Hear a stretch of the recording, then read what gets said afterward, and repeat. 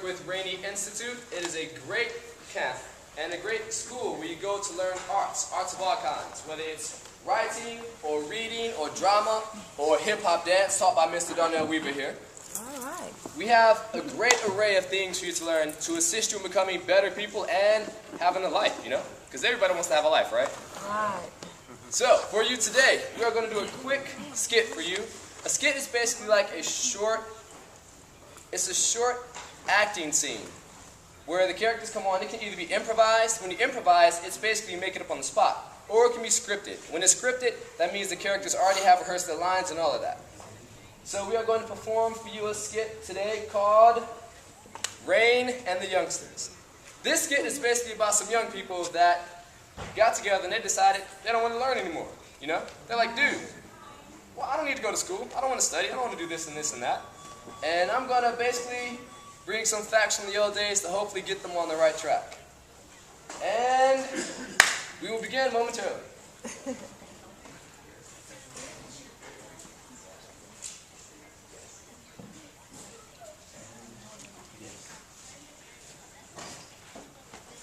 Dude, what time is it?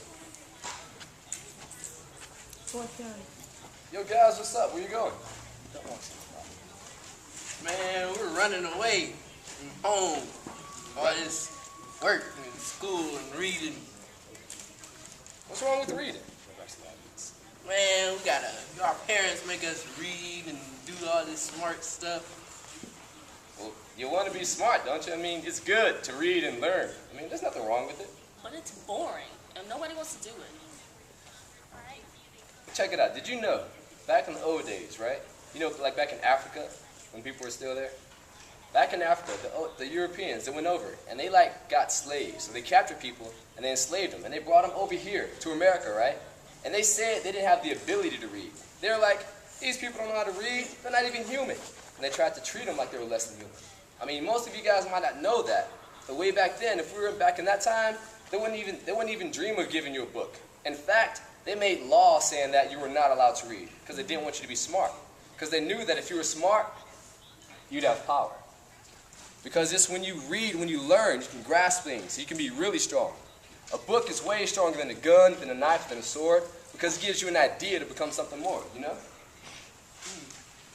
But still, they're taking away my right to do nothing. Acting white on all that stuff, trying to... Acting white? What's acting white got to do with reading, bro? Like every time I see a white person, they're either a CEO or something that man of power, you know? You know what I'm saying? I dig it. Well, check this out. It might look like all the people in the positions of power, like up there, like they might be all like white or Occidental, right? It was really not like that. The only thing that separates those guys from everybody else is that they really wanted to do it. They worked hard to make it happen. You aren't a CEO just because you're born white. It doesn't work like that. I mean, check it out. You guys heard of Madam C.J. Walker, right? Yeah. Now, you know Madam C.J. Walker was like, what, a millionaire back in her day? Wow. I mean, she made some boku bucks, man.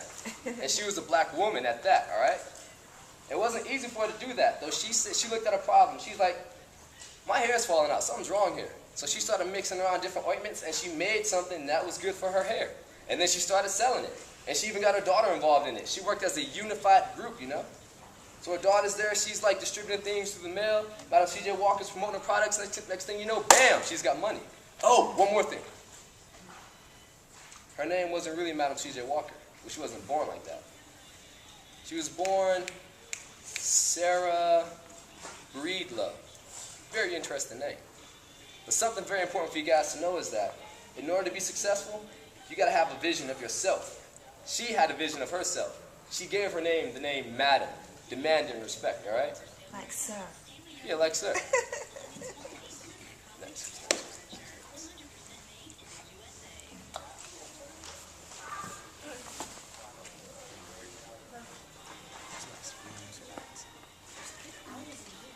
That's good. Relax about this. So, what's up? Well, reason I'm running away is because didn't people, like you said, like people died for our right to be be able to do what we wanted. Yeah. Well, my parents are kind of not letting me do that. They're not letting me go home and watch TV and play video games and text on the phone and eat Dorito chips, man. Well, check it out. It's like this. Your parents, they might force you to study.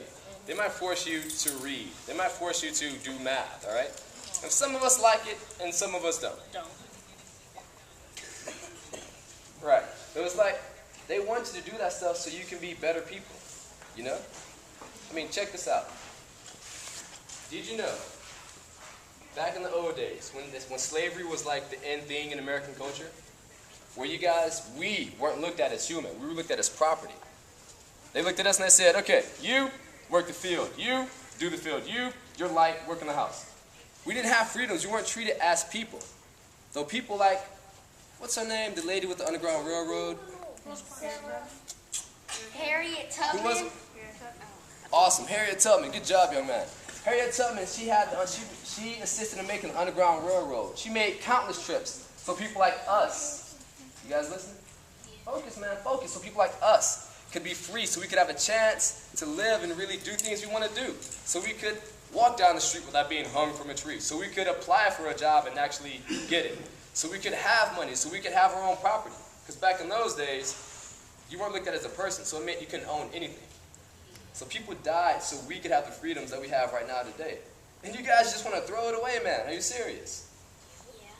Yeah. Check it out.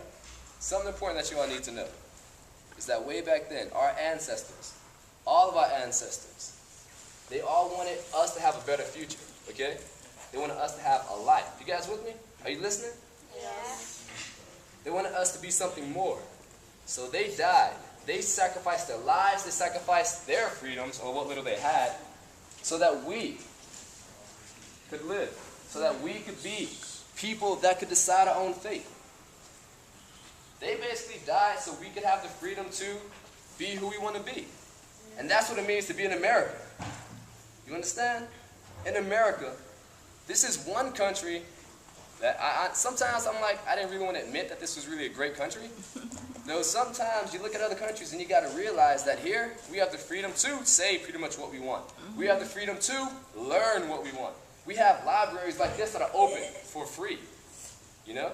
We can educate ourselves. We can go to college, and a lot of it's paid for. We have a lot of opportunities that other people didn't have back then. I mean, don't you guys agree? Yeah, I guess so.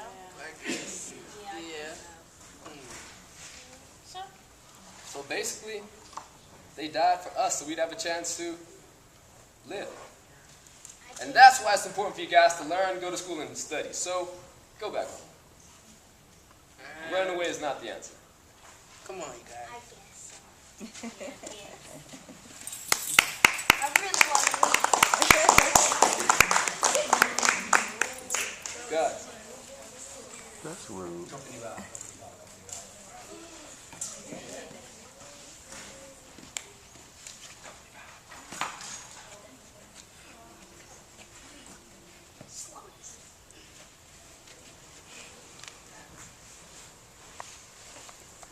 Clap, clap, clap, clap, clap.